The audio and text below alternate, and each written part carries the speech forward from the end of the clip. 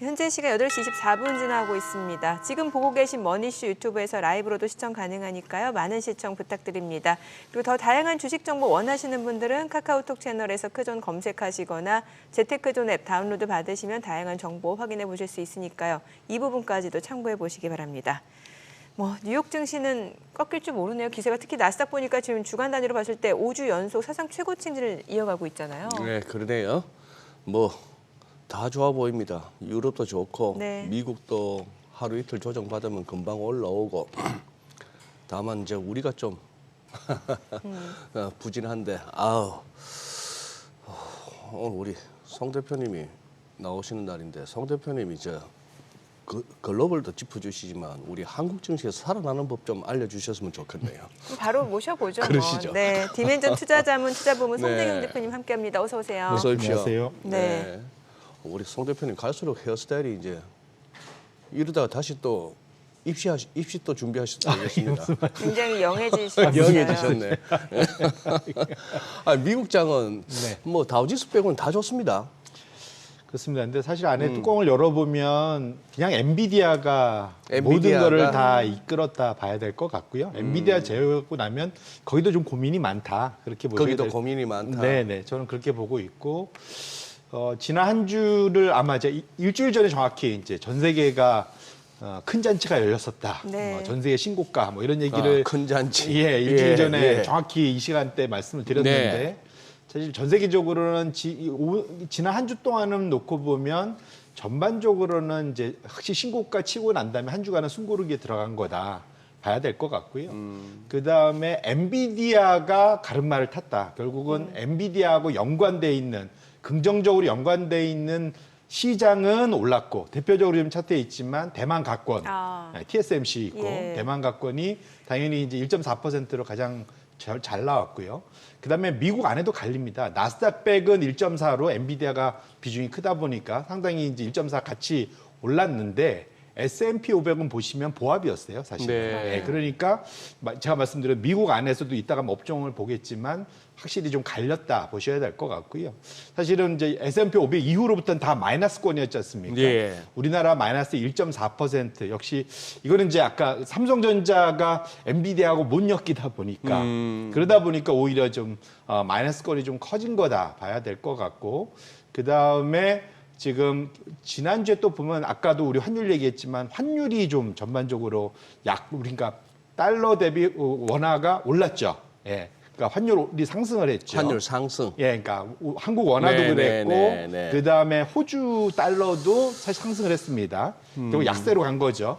두 나라가 보면 아까 이제 마이너스권에 좀 진짜 하위권에 좀 분포했던 걸 확인하실 수 있고요. 또 지난주가 가장 큰 변화가 뭐였냐면 금리가 전반적으로 일주일 동안 다 올랐어요. 전 세계적으로. 지난 한 달간 사실은 금리가 쭉 빠지다가 예. 지난 한 주 동안 금리가 전 세계가 다 위로 올라갔고 엔비디아 같이 엄청난 실적을 낸 데들만 제외하면 나머지 사실은 소위 그 빅테크들은 그냥 그랬다. 이렇게 보셔야 될 것 같습니다. 마지막으로는 홍콩 항생 지수가 지난 연초 이후에 제일 잘 나갔었는데 그렇죠. 예. 지난주에 마이너스 한 5% 이상 빠졌다는 것이 큰 변화였다 이렇게 말씀드립니다. 왜 이렇게 빠진 거예요, 홍콩 항생은? 일단 많이 올랐죠. 많이 올랐다라는 거. 연초 이후 한 네. 20% 이상 올랐고 1월 바닥 대비로는 홍콩 항생 지수가 30% 이상 올랐거든요. 지수가 30%라고 예. 올랐으니까 엄청나게 올랐었죠. 그러다 네. 보니까 지난 2주 사이에 이게 너무 과하게 올라서 빠질 거야라는 네. 베팅들이 많아지기 시작한 겁니다. 하락에 베팅한 예, 투자자들이. 그래서 미국에 상장돼 있는 홍콩 항생 ETF, 예. 미국 투자자들이 공매도 비중을 한 2주간 엄청 끌어올렸거든요. 그래서 그게 이제 전체 상장돼 있는 것에 대해서 미결제 공매도 잔액, 네. 숏 인터레스트라고 하는데 이것의 비중이 한 23%까지 두 번째 차트를 한번 열어봐 주시면 네네. 그 차트가 그대로 보이고요. 이게 이제 사실 미국의 상황, 미국 투자자들이 홍콩 항생 지수들이 너무 과하게 오르다 보니까 단기간에 급하게 오르다 보니까 저 붉은색 선이 있죠. 그러니까 지금 아이쉐어 중국 대형주에 대한 미결제 공매도 잔액이 급등한 걸 보실 수 있고요. 두 네. 번째로는 제가 이제 차트를 아까 건데 홍콩에 투자는 중국 내국인 투자자들 네. 이들이 이제 소위 홍콩 항생에 대한 고버스. 네. 예. 고버스 투자를 좀 많이 또 최근 들어서 늘렸거든요. 예. 요 두 가지가 결합되면서 지난 한 주간 동안 홍콩 증시가 조정을 받은 거다. 결론적으로는 뭐 워낙 많이 올랐다 보니까 여기에 대한 이제 일종의 이제 조정 국면에 들어간 것이기 때문에 이것이 대세 하락이냐까지는 좀 그렇게 보진 않고 어쨌든 너무 급등한 것에 대한 차익 실현 뭐 이런 네. 것들이 일부 나타난 거다라고 저는 해석을 하고 있습니다. 예. 네. 아까 송 대표님께서 그렇게 말씀하셨어요. 지금 뭐 지수가 이제 미국 지수가 잘 가고 있는데 서울 들여다보면 고민은 좀 있다 했는 게 그 말씀에 제가 공감이 가는 게 예를 들어 이래요. 지금 나스닥 지수, 종합지수의 시총 1위부터 해서 쭉 살펴보면 마이크로소프트 0.74% 오르고 애플 금요일만 애플 1.66, 엔비디아 2.57% 오르고 아마존 조금 뭐 약보합이고 메타가 2.67% 이런 식이에요. 테슬라가 3.27%. 아니 근데 왜 지수가 1.1%밖에 못 오르냐 말이죠. 그렇죠. 예. 그러다 보니까 너무 특정 분야에 쏠려서 지수를 끌어올린 거다. 네. 그것이 이제 가장 큰 거고요. 미국 네. 업종을 이참에 그래서 한번 보시면 예. 지난 한 주간 동안 S&P 500은 보합이라고 그랬잖아요. 근데 예. 엔비디아가 저렇게 올랐는데도 저렇게 올랐는데도 보합인 게 좀 특이하지 않습니까? 그래서 지금 보시면 엔비디아가 포함되어 있는 정보 기술 업종 자체가 1.6% 이렇게 올라가면서 지수를 끌어올렸고 두 번째로는 말씀하셨던 메타나 예. 알파벳이나 이런 종목들이 들어가 있는 통신 서비스 이게 이제 0.4% 올랐는데 그걸 제외한 나머지 분야 우측으로 쭉 가보시면 에너지, 부동산, 금융, 뭐 경기 소비재 모조리 다 빠졌어요. 그러네요. 그 이전까지만 해도 에너지 부동산이 좀 수익률이 또 괜찮았었는데. 그렇죠. 불과 예. 지난주만 해도 부동산이 되게 좋았다. 예, 예. 말씀드렸던 게 아까 말씀드린 금리가 올라가다 보니까 네. 금리 상승에 가장 취약한 분야가 부동산이다 보니까 많이 빠졌고 에너지는 상대적으로 요즘에 유가가 좀 약세다 보니까 저기 빠지고 결론적으로는 지금 사실은 그 지난주에 엔비디아발 실적 호재의 일부 영향을 받은 업종을 제외한 나머지들은 사실은 지난 한 주는 금리 상승하고 매크로 지표에 의해서 상당히 눌림을 받은 그런 한 주였다라고 해석을 해야 될 것 같습니다. 네. 이제 매그니피센트 세븐이라는 게 참 의미가 없다는 생각이 드는 게 지금 보면 엔비디아 그냥 홀로 독주잖아요. 그밖에 종목들은 사실 이게 같은 그 매그니피센트 세븐에 속해 있다 하더라도 좀 부진한 것 같거든요. 맞습니다. 말씀 주신 대로 지난 한 주 동안 엔비디아 실적이 엄청났죠. 예. 지난 한 주간 M7 안에서도 엔비디아가 15% 네. 상승하면서 지수를 끌어올릴 정도로 그러니까 나스닥 100 지수를 끌어올릴 정도로 엄청 상승을 했는데 아까 말씀드린 대로 지난 한 주간 보면 마이크로소프트 메타 정도만 좀 올랐고 저 밑에 보시면 애플은 뭐 보합 정도, 알파벳 마이너스, 아마존 마이너스. 전반적으로는 엔비디아 오른다고 다 덩달아 오르진 않더라 크게. 이게 첫 번째고 두 번째로는 사실은 저기에 있는 종목들이 잘 생각해 보시면 엔비디아의 최대 고객들입니다. 하하. 이게 이제 엔비디아는 실적 좋아서 잘 나가는데 예. 엔비디아만 돈 벌게 해주는 거 아니야라는 사실은 걱정들이 이제 일부 있을 수 있다라는 것이 이제 사실 포인트고요. 제가 이따건 다시 한번 말씀드리긴 하겠는데 두 번째로는 사실 여기에 있는 종목들이 다 빅테크인데 밸류에이션이 너무 비싸다라는 겁니다. 이게 이제 다음 차트를 열어봐 주시면 지난 5년간 S&P 500 안에 기술주 업종, 네. 예, 그 업종의 지난 PER 향후 12개월 동안 벌 돈, 주당 순이익에 대해서 얼마나 더 비싸게 거래돼, 몇 배로 거래돼를 보시면 제일 바닥이 지난 5년간 평균 바닥이 제일 바닥이 18배 정도 되고요. 제일 고점이 19배 정도 되는데 지금 보시면 가장 최근이 28배입니다. 거의 다 29배 거의 다 왔잖아요. 거의 지난 5년간 최상단에 다 거의 붙어 있습니다. 결국은 지금부터는 여기서 주가가 제대로 뚫고 가려면 그러니까 멀티플이 더 확장되기는 좀 어렵고 여기서 30배, 40배를 더 줄 수는 없다는 거죠. 여기서부터는 실적이 본격적으로 더 늘어나야 되는데 지금 정도 실적이 저희가 지난주에도 보였지만 상승률이 좀 둔화되잖아요. 그런 측면에서 놓고 봐서 최근에 M7 중에 엔비디아를 제외한 나머지 M6의 주가 수익률이 생각보다는 둔화된 이유가 저기에 있다. 이렇게 보셔야 될 것 같습니다. 좀 전에 저 그래프는 그냥 직관적으로 이제 먹을 뭐 빠지지 않겠지만 먹을 놈도 그렇게 많지는 않다 하는 걸 딱 한눈에 보여주는 그런 차트인데 예. 지금 이 와중에 지금 미국의 뭐 굳이 얘기하자면은 옐런 장관이나 연준이나 미국 재무부나 연준은 지금 이제 슬슬 또 이제 돈 풀기 또 새롭게 시작하는 것 같아요. 이제 바이백 시작하는 거 아닙니까? 조만간에 5월 29일인가 뭐 6월부터 그렇게 되고 6월 달에는 연준은 QT 규모조차도 줄이고 네. 이 두 개 다가 어떻게 보면은 돈 풀기인데 하하 이렇게 해서 저 역사적으로 계속 막혔던 저 28.3배 저 부분을 넘겨서서 계속 주가를 끌어올린다. 만만치 않은 과업이네요. 맞습니다. 그들에게도. 결국 주신 말씀대로 그게 긍정적으로 작용을 한다면 금리가 내려가야 되거든요. 금리가 예. 그러니까 시장 금리가 10년물 금리가 이제 우하향에서 아래로 내려가지고 말씀 주신 대로 돈을 풀어줘 갖고 네. 그러니까 돈이 흔해지면 예. 그러면 금리가 내려갈 거잖아요. 돈의 값이 금리니까 예. 돈이 흔해지면 금의 값 그러니까 돈의 값이 떨어질 거지 않습니까? 예. 금리가 내려간다는 의미입니다.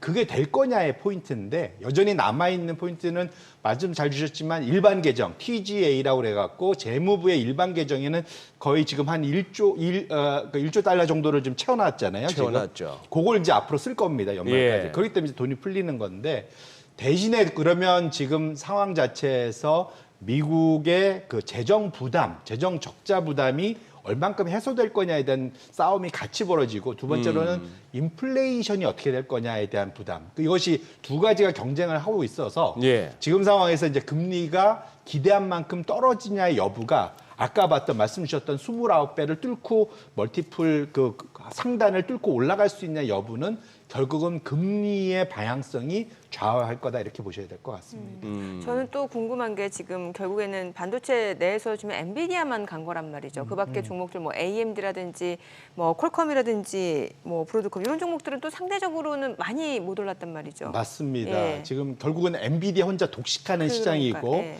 AMD가 그걸 못 쫓아가는 건데 지금 주신 거 중에 그걸 어떻게 해석하냐에 따라서는 시장이 거꾸로 말하면 엔비디아가 너무 이렇게 잘하는 시장을 독점하는 거야 볼 수도 있고 네. 생각보다는 엔비디아가 지금 포지션하고 있는 시장이 그렇게까지 크지 않을 수도 있어라는 포인트가 될 수도 있습니다.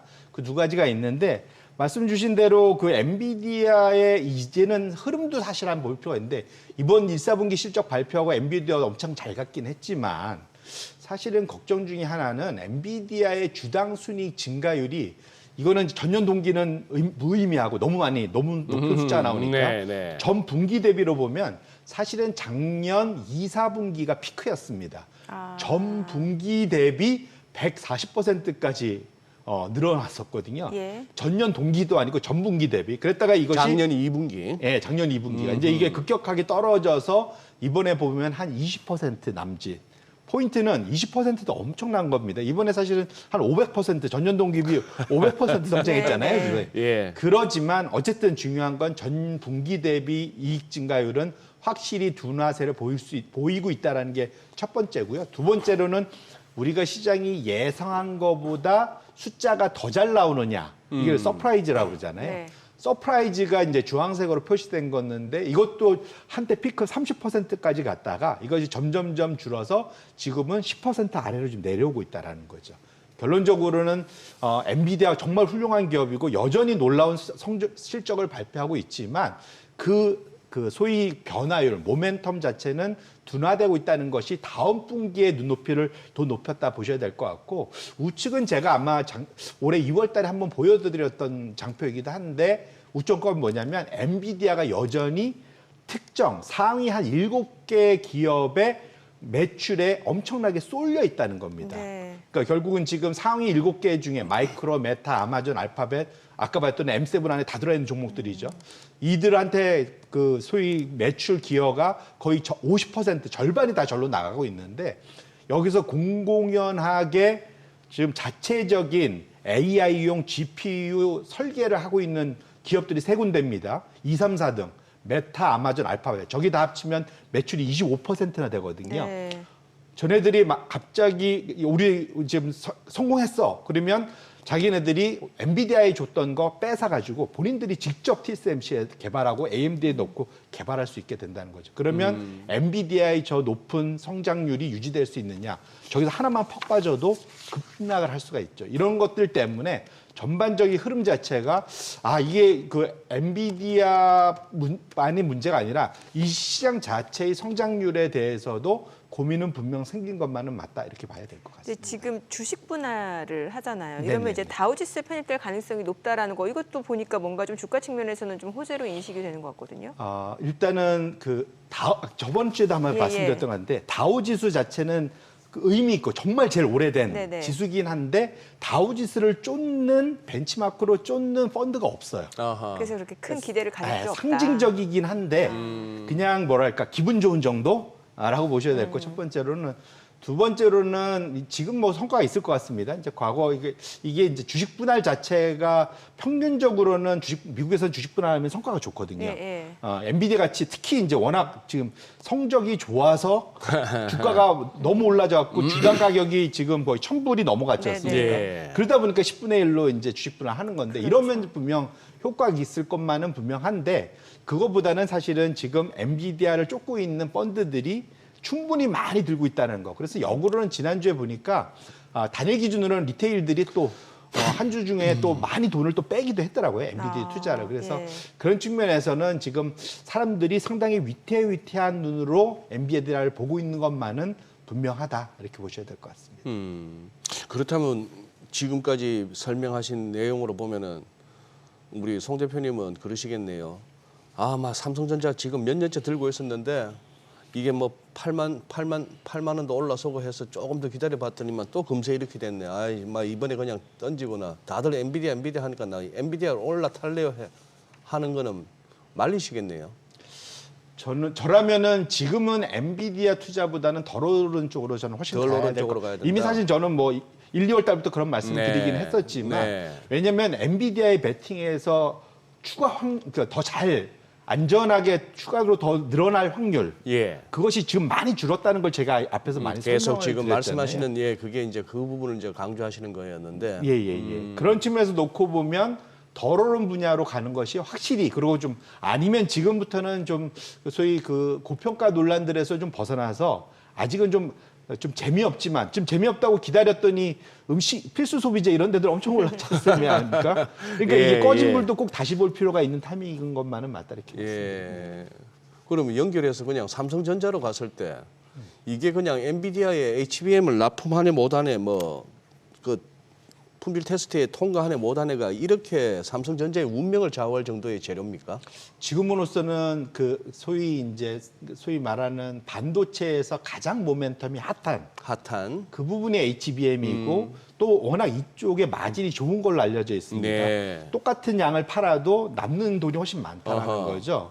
그러다 보니까 당연히 HBM에 목숨을 걸 수밖에 없는 거고 다만 지금 HBM이 연결돼 있는 AI GPU를 공격적으로 투자하려면 데이터 센터 만들려면 관련한 낸드 쪽의 수요도 엄청 늘고 있다라는 거지 않습니까? 예. 그러다 보니까 전 세계 낸드 1위는 삼성전자잖아요. 예. 그러면 그 수혜는 분명히 있다. 다만 지금 삼성전자에 대해서 실망하고 있는 가장 큰 이유는 HBM 쪽으로 당연히 엔비디아에 당연히 납품을 잘할 거라고 생각을 했는데 이것이 이거 혹시 삼성전자의 소위 그 업계를 리드하는 그런 주도권 이런 것들이 이전보단 못하다라는 것에 대한 불안감, 실망감 이런 것들이 오히려 정성적으로 멀티플을 낮추는 측면이 분명히 있는 것 같고요. 네. 그러다 보니까 SK 하이닉스는 지금 역대 PBR 상단인 2.23배에 거래되고 있고 지금 삼성전자는 평균 정도인 1.5배 전후로 거래되고 있는 예. 그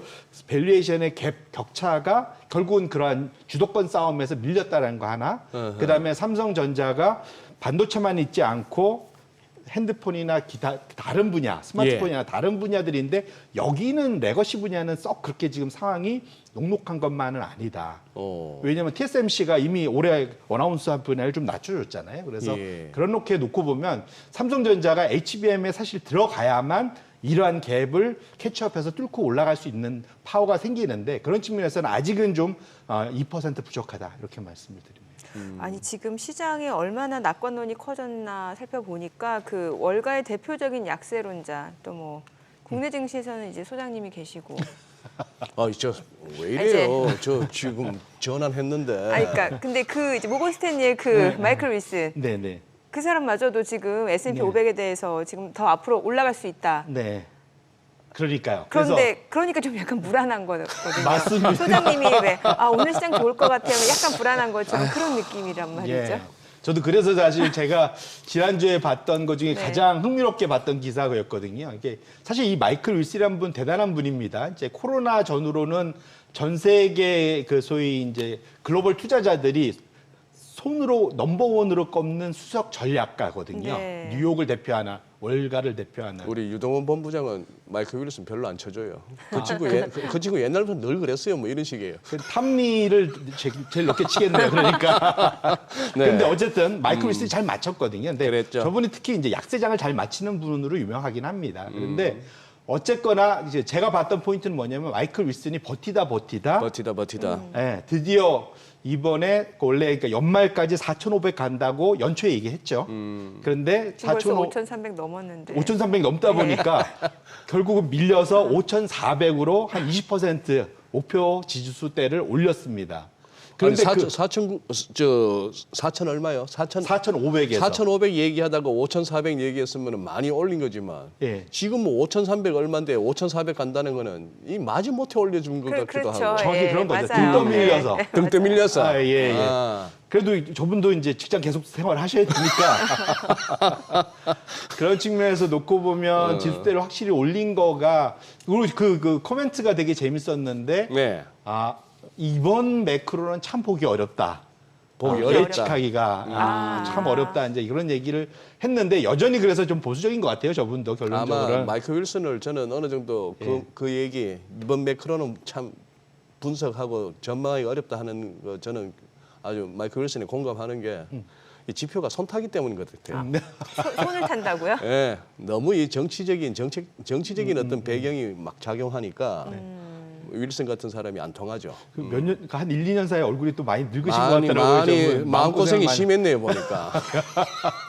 근데 어쨌든 그래서 제가 포인트는 이분이 이제 거의 마지막 남은 공 중에 한인데 한 분 더 남아 계십니다.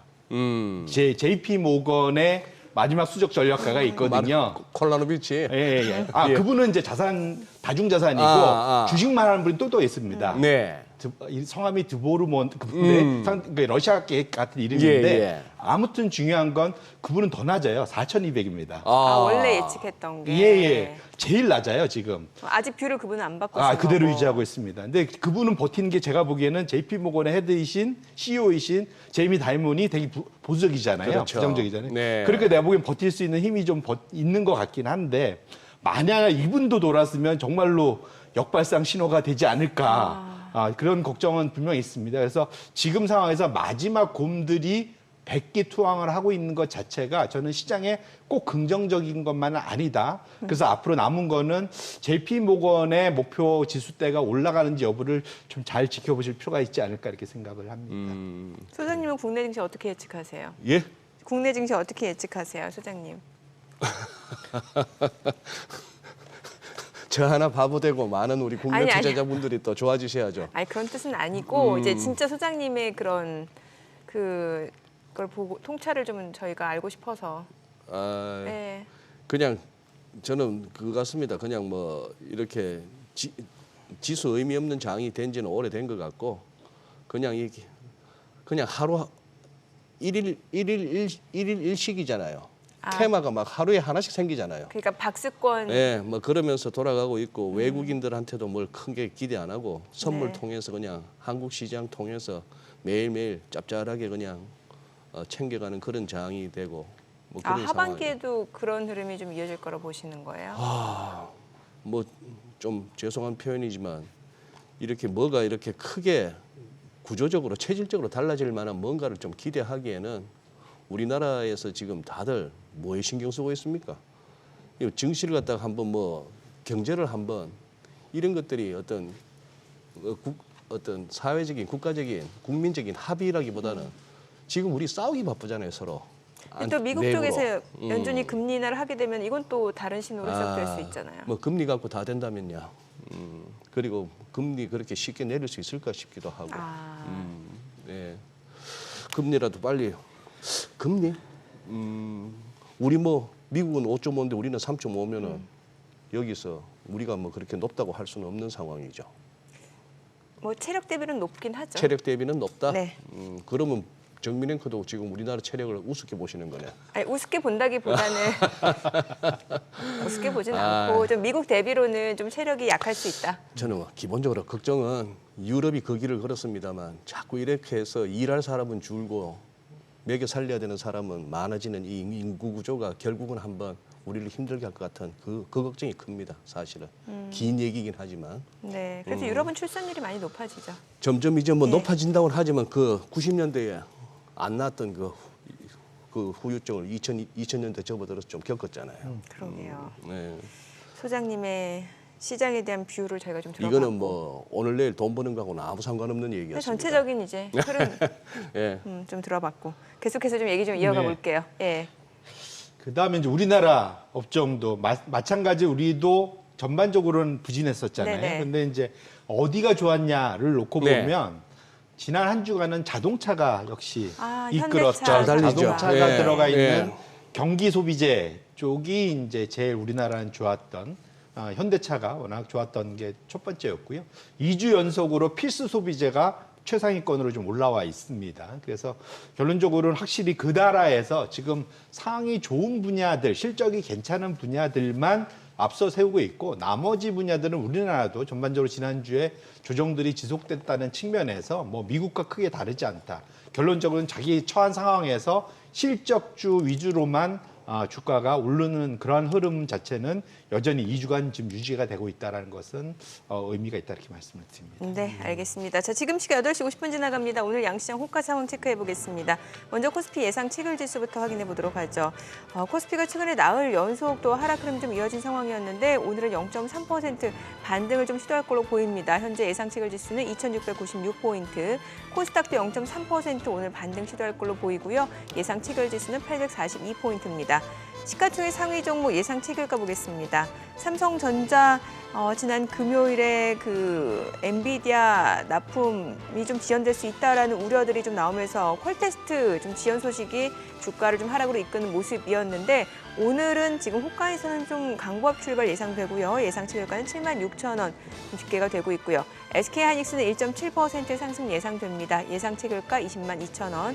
LG에너지솔루션, 현대차가 지금 보합 예상되고요. 삼성 바이오로직스가 0.2% 상승할 걸로 보입니다. 호가는 75만 3천 원이고요.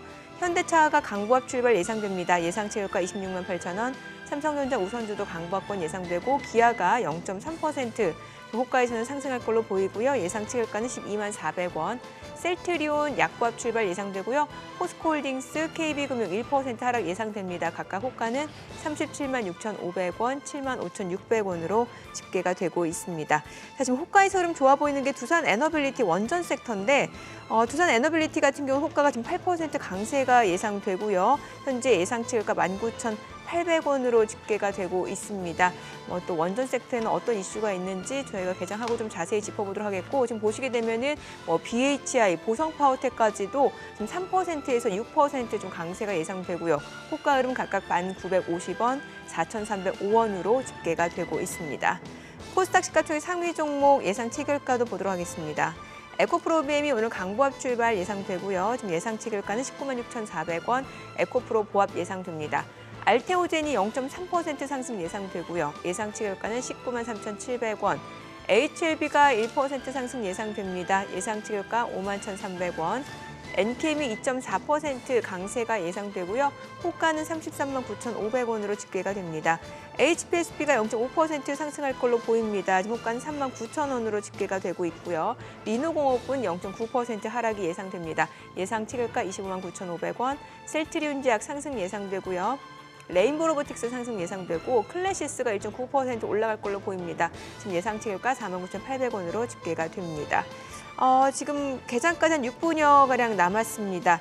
일단 오늘 양시장 좀 반등이 예상이 되긴 합니다만 글쎄요, 그동안 미국 시장 대비로는 사실 성에 안 차는 그러네요. 수준이죠, 사실 뭐. 예. 금요일 날 빠진 거에 비하면 그렇죠. 예, 좀 생각보다는 미진한데요. 이러다가 또 쭉쭉쭉쭉 뭐 상승세가 쭉쭉쭉. 조금 더 확대가 된다라고 하면 좋고요. 예. 네.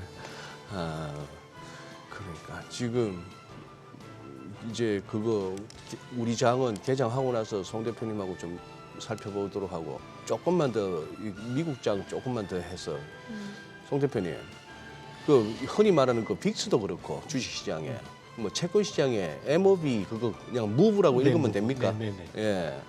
그게 보니까 메릴 린치의 M이네요. 네네네. 메릴 린치 뭐 옵션 발러틸리티 뭐 에스티메이트인가 이래 가지고 채권 공포지수. 채권 공포지수. 네네. 이 두 개 다가 지금 역사적으로 낮아요.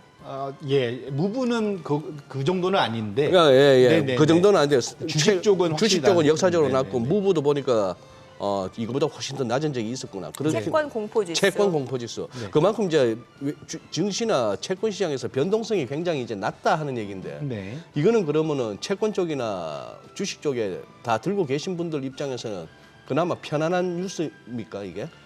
그러니까 거꾸로 말하면 지금이 너무 편한 거고요. 지금이 네. 지금이. 근데 지금까지가 편했고 예, 뭐 이게 이제 이 편한 상이 쭉 유지되면 그게 제일 좋은 건데. 제일 좋은 건데. 과거의 경험상 이렇게 낮은 기간이 유지가 오래되면 네. 크게 튈 상황들이 꼭 나타나는 경우들이 있습니다.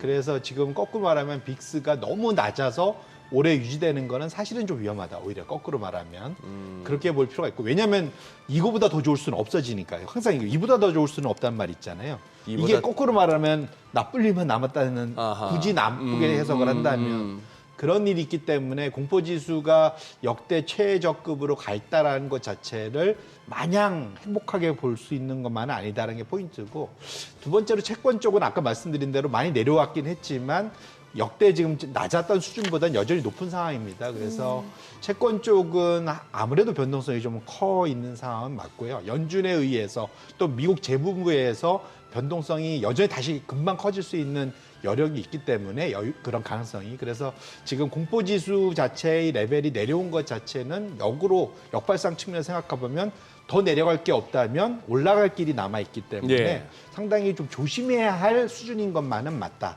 이렇게 말씀을 드립니다. 지금 뭐 미국 재무부가 뭐 달리 얘기하면 또 제니 옐런이 주도한다고도 볼 수 있겠는데 지금 막 이 단기 채권 찍어가지고 발행한 돈으로 그걸로 미국 국채를 막 사주고 바이백도 그런 식으로 할 거라 한 얘기인데 아니 지금 1개월짜리 만기 4주짜리는 5.36%인데 이렇게 비용을 들여가면서 10년짜리 4.47%짜리를 갖다 사준다 바이백을 한다 이 믿지는 장사 아닙니까 재무부 입장에서 지금은 그렇죠. 일본 당연히 그렇고 근데 지금 거꾸로 말하면 수요가 거기에만 몰려 있어서 그래요. 어디로요? 지금 단기에만. 어? 그러니까 단기 채권에만 그러니까 발행이 단기만 잘 된다라는 거죠. 아 네, 그러니까 당연히 쉬운 쪽으로 가는 거죠. 발행을 했을 때 장기물은 발행했을 때 혹시라도 실패를 하면 네. 덜 들어오면 예. 장기 금리가 튀지 않습니까? 아하. 그렇기 때문에라도 지금은 사실 과거 평균을 놓고 보면 말씀 주신 대로 소위 2년 이내, 예. 1년짜리 여기에 비중이 20%를 안 넘었었는데 예. 지금 이게 계속 높아지고 있거든요. 그래서 여기에 대해서 분명 우려하는 분들은 많이 있습니다. 근데 또 거꾸로 말하면 이것이 장기적으로 금리가 안정되면 단기물로 빨리빨리 교체를 해서 빠르게 소위 이자 비용을 낮출 수 있는 대응 방안이 되니까 이게 이제 긍정적이라고 이제 좋게 해석하면 그렇게 되는 거고 나쁘게 해석하면은 이게 지금 미국이 웬만큼 그 장기물은 10년 이상 되는 것들은 고금리 주지 않고서는 소화가 안 되다 보니까 단기물로 지금 더 집중하고 있는 것으로 해석이 그리고 당연히 지금 말씀 주신 대로 5%대의 롤오버 하면 예. 이것이 훨씬 높은데 굳이 10년물로 갈 이유가 없는 거지 않습니까? 예. 10년물로 간다는 이유는 단합니다. 금리가 더 내려갈 거라고 보는 거거든요. 근데 지금 상황에서 장기 금리가 급격하게 내려간다. 그 가능성에 대해서는 점점 아까 말씀드린 인구 구조나 이런 것들을 놓고 봐서 단기적으로 내려갈 가능성이 없기 때문에 그렇게 놓고 보면 현재 미국 그 재무부의 고민도 결국은 단기물로 갈 수밖에 없는 상황이 몰려 있는 거라고 해석을 할 수도 있겠다 이렇게 말씀을 드립니다. 네, 이번 주도 중요한 지표 발표 예정되어 있잖아요. 개인 소비 지출 PC 예정되어 맞습니다. 있는데 이거 어떤가요, 지금 상황이? 지금 올해 들어왔고 PC가 시장 예상보다 항상 서프라이즈를 기록했었죠. 네네. 그래서 그때 보여준 대로 인플레이션 서프라이즈 지수는 계속 올라가고 있고 경제 서프라이즈 지수는 계속 꼬라박고 있고 지금 상황이 그러고 인플레이션 있는데 서프라이즈를 하시면 예상보다 인플레이션이 높았단 말씀인가요? 그렇죠. 예. 인플레이션 차라리 쇼크를 하시죠. 뭐. 네네네. 예, 예. 그러니까 결국은 네. 물가가 예상보다 네. 훨씬 더 높게 나왔었는데 지금 뭐 이번 달 4월 달 예상치는 좀 보셨으면 좀 보합 정도 돼 있는 상태이고 네. 전달하고 비슷하게 이거를 이제 전달 비로 보면은 0.3 정도 헤드라인이 근원은 0.2 정도 보고 있는 건데요. 이게 이제 이번 달이 저렇게 나온다고 마냥 행복할 거냐? 그럴 수는 없을 것 같고 지금 제일 연준이 기다리고 있던 파월이 기다리고 있는 게 지금 전체 물가에서 가장 큰 영향을 차지하는 주거비와 관련된 거, 주택과 관련된 것들이 어떻게 가느냐. 원래는 시차를 두고 하반기에는 이 물가가 내려오면서 전체 물가를 하향 안정화 시켜줄 거야가 연준의 비둘기파의 스탠스였습니다. 네. 그런데 최근 데이터를 보면 만만치 않다. 이게 뭐냐면 그러면 뉴욕 이 주거비와 관련된 내용을 저희가 좀 개장하고 자세히 들어보도록 하겠습니다. 오늘 국내 증시 좀 반등 분위기가 예상되는 모습이었는데요. 확인해 보도록 하겠습니다. 개장합니다.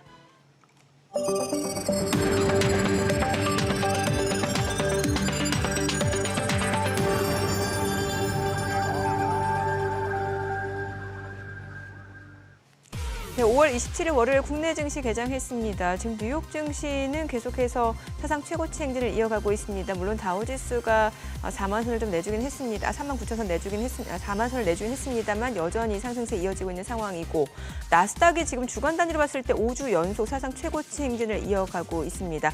엔비디아 독주가 계속해서 이어지고 있고요. 엔비디아는 주식 분할 소식까지 더해지면서 주가는 $1,000를 넘어서 이제 천비디아라는 별칭까지 얻게 된 상황이고 국내 증시는 다소 좀 디커플링되는 양상이었습니다. 지난 주말 코스피가 2,700선을 좀 내주면서 마무리가 됐는데 오늘 양시장 출발 지수 좀 보도록 하겠습니다. 코스피가 0.3% 반등 보여줍니다. 2,698포인트, 코스닥도 0.49% 상승합니다. 843포인트.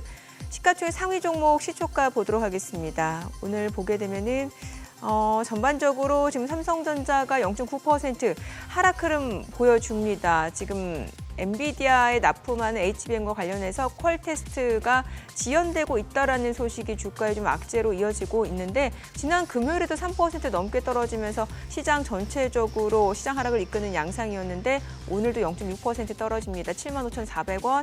반면에 SK하이닉스는 희비가 엇갈리고 있죠. 1.7% 올라갑니다. 20만 2천원. LG 에너지솔루션 0.7% 상승합니다. 35만 8,500원이고요.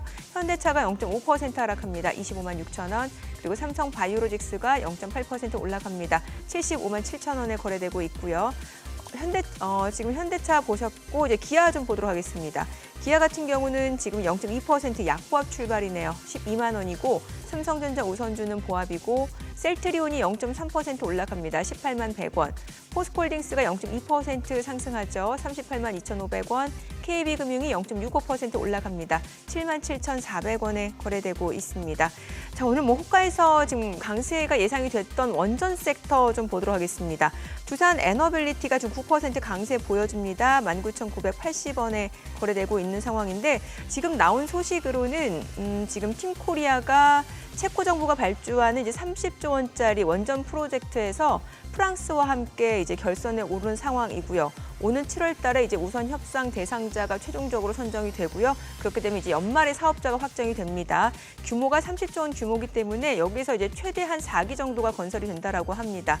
여기 팀코리아에 이제 두산 에너빌리티가 속해 있기 때문에 그러한 수주 모멘텀에 대한 기대감이 주가에 반영이 된다라고 보시면 될 것 같습니다. 지금 10% 급등합니다. 2만 100원이고요. 뿐만 아니라 우리기술, 한전기술도 각각 3%에서 4.8% 올라갑니다. 각각 주가는 2,390원 그리고 73,600원. 그밖에 BHI, 보성파워텍까지도 4%, 6% 강세입니다. 뭐 이런 수주 기대감뿐만 아니라 지금 반도체 칩에 대한 전력 수요가 계속해서 급증할 것이라는 기대감, 결국에는 에너지 수요로 이어질 수밖에 없고 뭐 전통적인 에너지 섹터라든지 원전까지도 그런 수요가 급증할 수밖에 없다라는 기대감까지도 맞물리면서 지금 원전 섹터가 동반 강세를 보여준다. 이렇게 이해를 해보시면 좋을 것 같아요. 우진이 3% 강세고 에너토크도 13% 급등 중이고요. 그밖에 뭐 수산 인더스트리, 한전 KPS까지 일제히 강세를 보여주고 있습니다.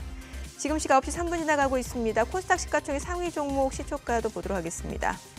코스닥 쪽에서는 지금 에코프로비엠이 1% 이상 올라갑니다. 198,600원에 거래되면서 사흘 만에 반등 보여주고 있고요. 에코프로도 보합입니다. 94,000원. 알테오젠이 0.3% 떨어집니다. 192,400원이고 HLB도 내림세고요. 엔캠 3.3% 올라갑니다. 342,500원. HPSP도 0.7% 올라갑니다. 39,100원이고요. 리노공업도 1.3% 올라갑니다. 셀트리온자, 레인보우 로보틱스는 하락하네요. 각각 주가 91,300원. 그리고 레인보우 로보틱스는 166,700원. 클래시스가 0.3% 올라갑니다. 49,000원에 거래되고 있습니다. 시장에서 상승을 보여주고 있는 섹터 종목들 좀 보도록 하겠습니다. 뭐 앞서 보셨다시피 원전주 강세 보여주고 있고 고체 산화물 연료전지 저희가 지난주에도 계속 설명을 드렸는데 SOFC 관련주들 보겠습니다. 범한 퓨얼셀이 12% 급등합니다. 29,200원 선을 중심으로 흐름 이어지고 있고요. SK 이터닉스도 이제 고체 산화물 연료 전지 섹터에 속하는 종목으로 지금 분류가 됐는데 6% 강세입니다. 31,100원 선에서 거래되고 있습니다. 두산퓨얼셀, SK 이터닉스 모두 강세고 금양 그린파워도 2.6% 상승합니다. 17,310원. 그밖에 미코도 6% 강세, 17,390원이고 뭐 두산퓨얼셀 지금 5% 이상 올라갑니다. 26,400원 선. BHI 같은 경우는 뭐 원전주에도 속해 있고 또 SOFC 관련주에도 속해 있는 종목으로 분류가 되고 있고 SKD&D도 3%, 4% 강세입니다. 12,750원에 거래되고 있습니다. 오늘 범한 퓨얼셀 그리고 두산 퓨얼셀 지금 강세 보여주고 있고 그 밖에 섹터 보게 되면은 해운주도 움직임이 좋네요. HMM이 지금 6% 강세입니다. 17,870원에 거래되고 있고요. 흥하해운도 4% 강세입니다. 페노션도 지금 2.3% 올라갑니다. 4,355원. 대한해운도 2.5% 올라가고 KSS해운도 0.9% 상승 보여줍니다. 오늘 해운주도 일제히 상승 보여주고 있는 상황이고요. 자, 그밖에 음원, 엔터테인먼트 관련주 앞서 보셨다시피 이제 주요 엔터테인먼트에서 이제 아이돌 그룹들 데뷔를 앞두고 있는 상황이고 이런 부분이 또 엔터테인먼트 관련주 주가 상승 모멘텀으로 이어지는 것 같습니다. SM입니다. 지금 8% 강세입니다. 98,700원. 하이브도 1.7% 올라갑니다. 204,000원이고 JYP 엔터테인먼트도 2.5% 상승합니다. 61,100원. YG 엔터테인먼트, CJ ENM까지도 모두 2.7%, 4.9% 일제히 강세 보여주고 있고요. 뿐만 아니라 뭐 스튜디오 드래곤, 큐브 엔터, 레몽레인 각각 6%에서 4% 그리고 지금 4% 이상 강세. 레몽레인이 지금 14,580원, 스튜디오 드래곤은 46,900원에 거래되고 있습니다. 컨텐츠 관련주까지도 일제히 좀 상승을 보여주고 있는 것으로 보시면 될 것 같고요. 전력 저장 장치 ESS 관련주도 올라갑니다. 지금 HBM이라든지 AI 반도체 칩과 관련해서 전력 수요가 굉장히 많아질 수밖에 없다라는 기사 많이 보셨을 것 같은데 그에 따라서 에너지라든지 전력 수요도 증가될 수밖에 없다.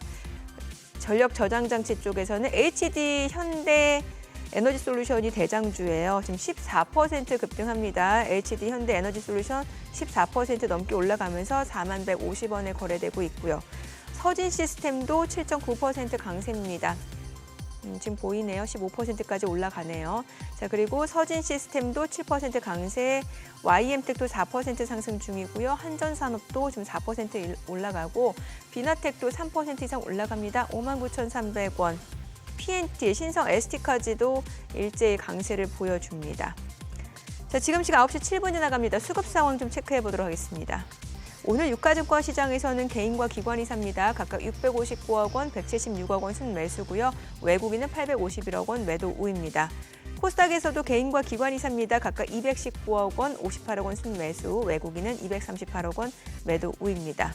환율 좀 체크해 보도록 하겠습니다. 오늘 외환시장 개장 상황입니다.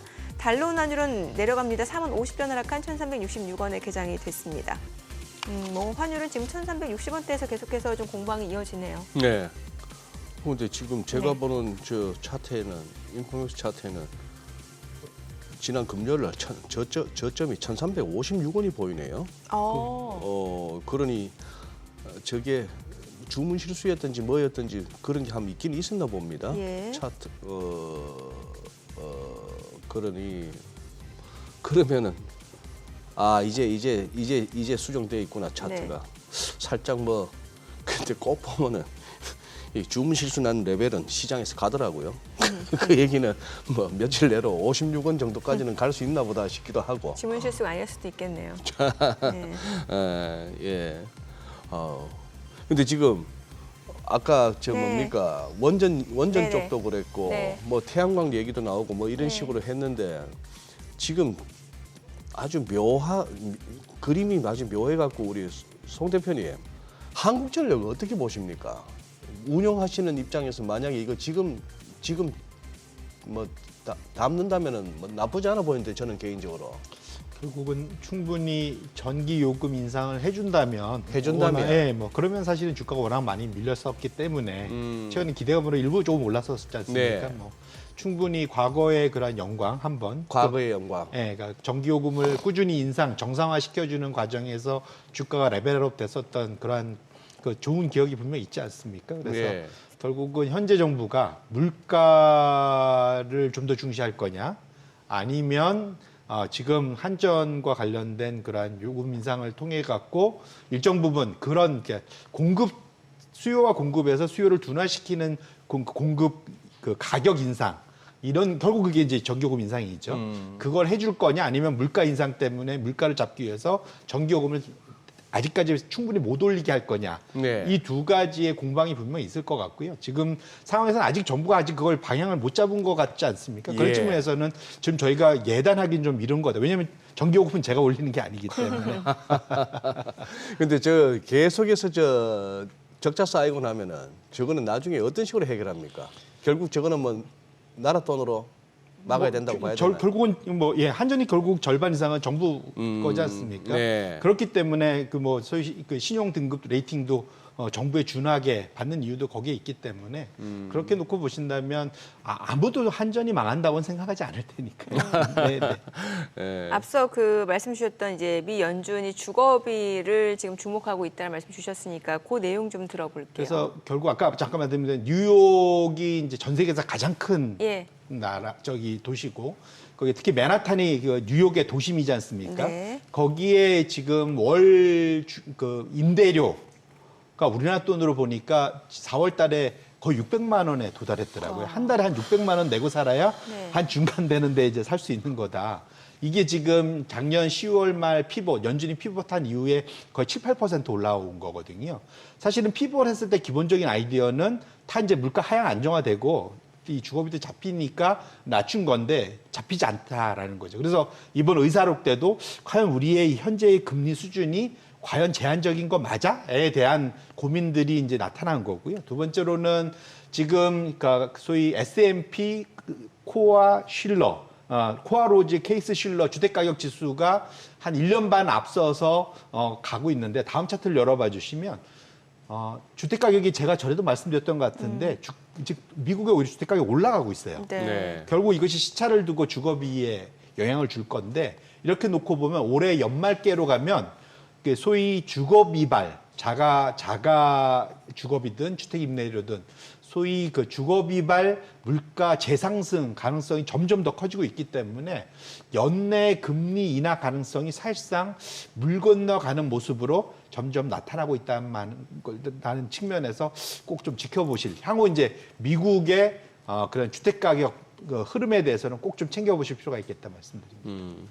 아까 보여주신 그 자료에 뉴욕 도심 4월 월 임대료가 4,220달러, 우리 돈 570만 원.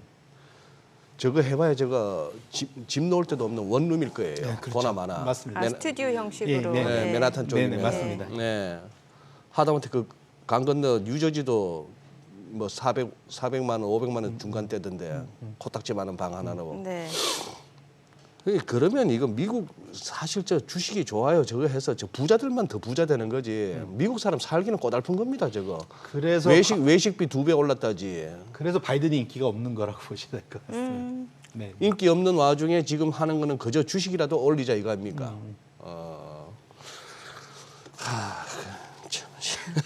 또 나오셨으니까 제가 원자재 가격도 여쭤보고 싶은데 최근에 보면 이제 구리 가격이 좀 많이 올라갔다가 약간 지난주 이제 조정 받았죠. 상승세가 좀 꺾이는 맞습니다. 모습이었거든요. 네. 이거 어떻게 해석해야 돼요?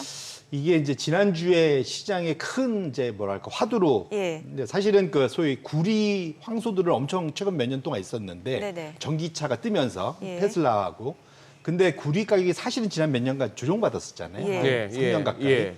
그러다가 이제 올해 들어서 구리 가격이 본격적으로 상승하면서 소위 글로벌 투자 대가들이 쫙 달라붙었습니다. 네네. 이제 소위 이제 그 조지 소로스의 그 직계 그런 후계자라고 할 수 있는 스탠리 드러켄밀러. 드래켄밀러. 예, 엄청난 지금 살아있는 투자의 전설이라 불려 있죠. 예. 이분이 작년 초에 소위 지금 엔비디아를 몰빵을 열심히 하셔갖고 엄청 돈을 네. 벌고 지금 이번에 들어와서는 거기에 투자했던 거에 70%를 다 뺐다고 알려져 있습니다. 한 4월 중에 많이 털어낸 거예요. 예, 많이 털고 그분이 그 다음 향후 5년간 최대의 투자처로 뭘 꼽았냐면 구리를 꼽았습니다. 구리. 향후 5년간 최대로 가장 이거는 확실하게 구조적으로 갈 수밖에 없는 게 구리다.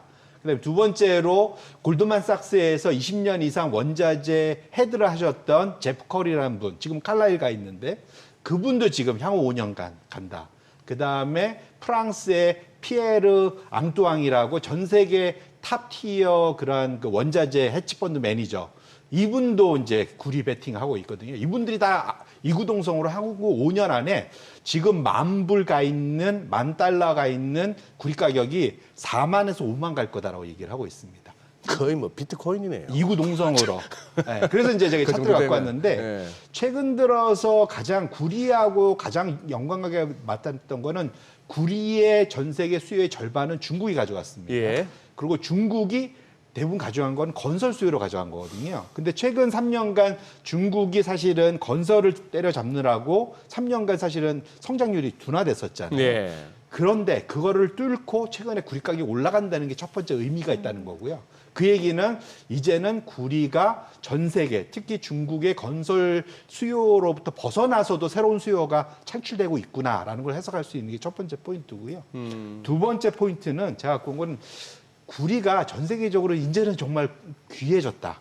이게 이제 소위 레드메탈 뭐 이렇게 뭐 이제 적색 금속 뭐 이렇게 얘기하는데 산업 금속 안에서 지난 30년간 생산 증가율이 가장 느린 금속이 구리라는 거죠. 지금 지난 30년간 구리의 30년간 생산 증가율이 130%밖에 안 되는데 철강 제품도 한 150%. 근데 지금 최근에 가장 각광받는 전기차 배터리 들어간다는 코발트나 리튬은 1200%, 2700%나 는다는 거죠. 이 갭이 차이가 뭐냐?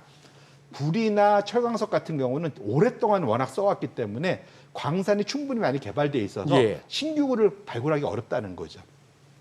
새로운 거 하나 발굴하려면 엄청 시간이 오래 걸린다. 지금은 예. 신규 구리광산 개발하는데 한 7년 이상 걸린다고 합니다.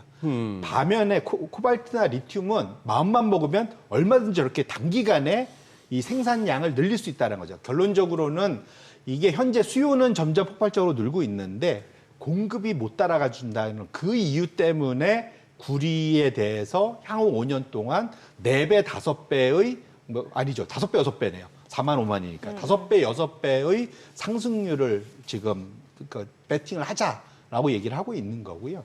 결론적으로는 이 상황에서 그럼 뭘 배팅을 해야 되느냐? 네. 구리 자체를 살 수도 있고 예. 구리를 생산하는 광산주를 살 수도 있습니다. 네. 근데 지금 저희 차트에서 제가 갖고 온 거는 ETF로 좀 비교를 했는데 구리 광산주 ETF, 그러니까 기업들에 투자를 하시는 거, COPX, 그다음에 구리 자체 투자하는 거, CPER 보시면 상승할 때 검정색 선이 더 많이 올라가잖아요. 네. 결론적으로는 구리 마이너들, 구리 광산 기업들한테 투자를 하는 것이 구리 상승기를 배팅을 하신다면 훨씬 더 낫다. 그런 측면에서 보면은 구리 광산주에 대해서 장기 투자에 대한 아이디어를 충분히 얻어볼 수 있지 않겠냐 이렇게 말씀을 드립니다. 알겠습니다. 내용 잘 들었습니다. 예, 고맙습니다. 고맙습니다. 고맙습니다. 네, 오늘 들으신 내용과 관련해서 더 다양한 정보 원하시는 분들은 카카오톡 채널에서 크존 검색하시거나 재테크존 앱 다운로드 받으시면 다양한 정보 확인해 보실 수 있으니까요. 참고해 보시기 바랍니다. 최근 외국인 또 어떤 리포트 관심 있게 보는지 확인해 보겠습니다.